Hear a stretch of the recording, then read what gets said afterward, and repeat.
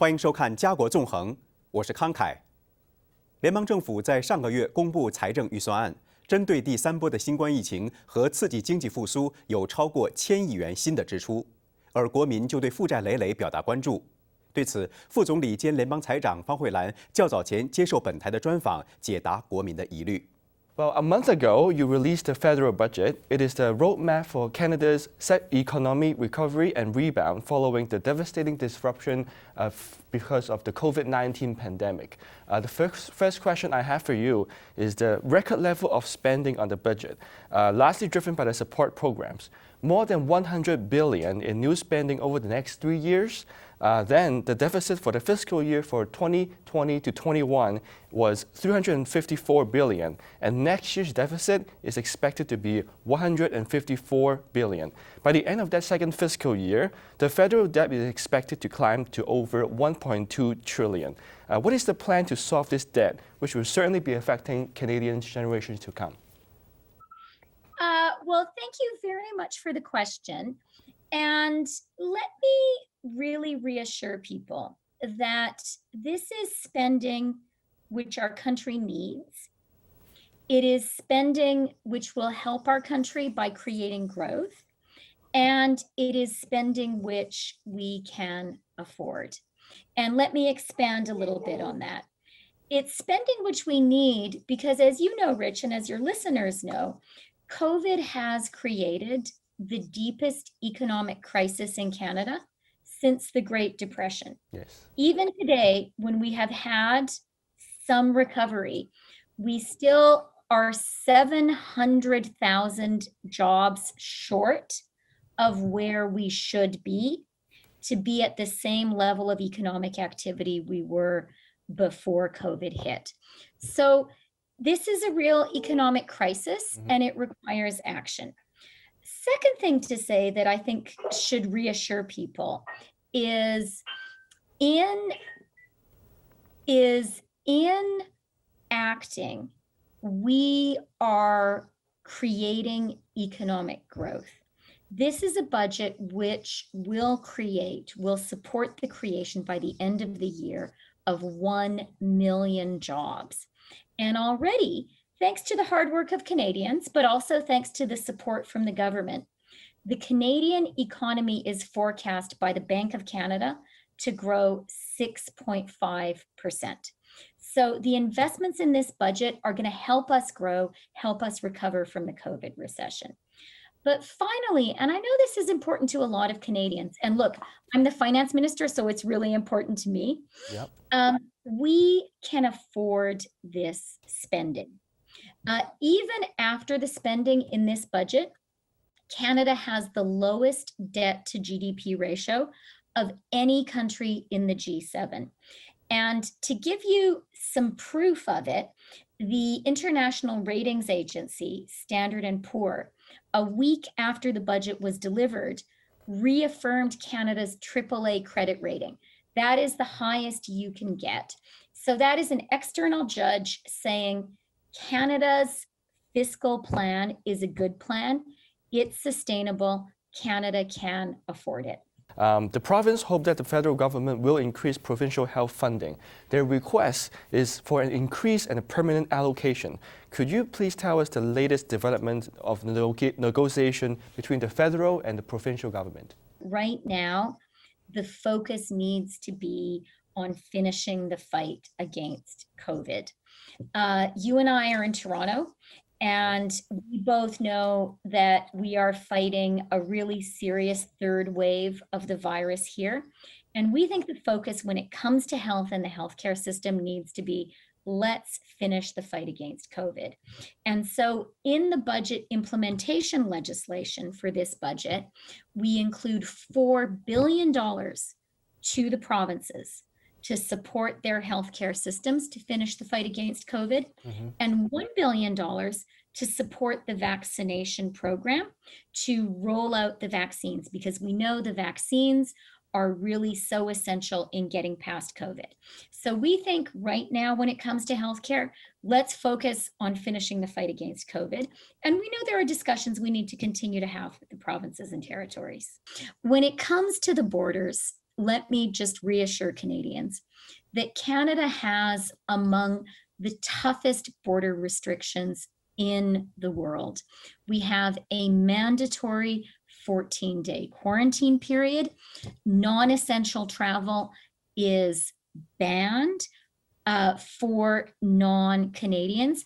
Now, of course, we're a democracy and citizenship matters. So we're not going to say to Canadians they can't come home. But Canadians who travel, and we discourage people from traveling very strongly, are subject to a mandatory 14-day quarantine. So we have tough border measures in place. I know those measures are really difficult for many families, particularly people who have family outside the country. But those measures are there to keep us all safe, and that's what they're doing. We'll talk about families. There's a lot of families in Canada that lacks access to affordable, inclusive and high-quality childcare.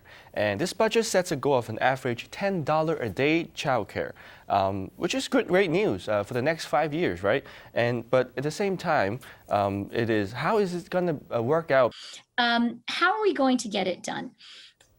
Well, I think there are two reasons to really believe that we can do it this time. The first one is the federal government is committing an unprecedented amount of money to build a really good, affordable, high-quality system across the country. $30 billion over 5 years and $9 billion a year permanently after that. So if you want to build something big, you need to spend the money, and that's what the government has committed to doing. The second thing that we need to do, of course, is work in partnership with provinces and territories across the country. And I have to tell you, those conversations have begun.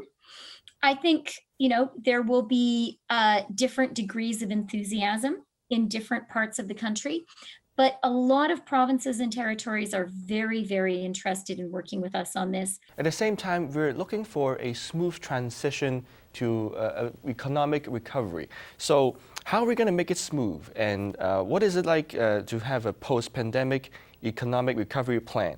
And we're looking forward to lifting some travel restrictions soon. When is that going to come? And how about vaccine passport? Is that something that's possible? That is something in your mind? I have been vaccinated too. I had my first dose of vaccine, an AstraZeneca vaccine, on April 26th in a Toronto drugstore. Right. And it was such a relief to get vaccinated. It makes me feel safer, and it makes me feel safer with my family. Yeah. And I do think that the most important thing we can do, Rich, to answer your question of how do we reopen the economy, all of us need to get vaccinated when it is our turn. We now have a lot of vaccines coming into the country, and so it's up to us.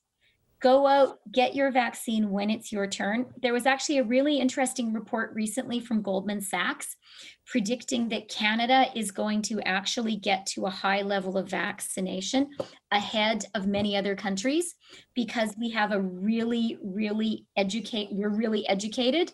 And so the level of willingness to get vaccinated is very high in Canada. That's great news.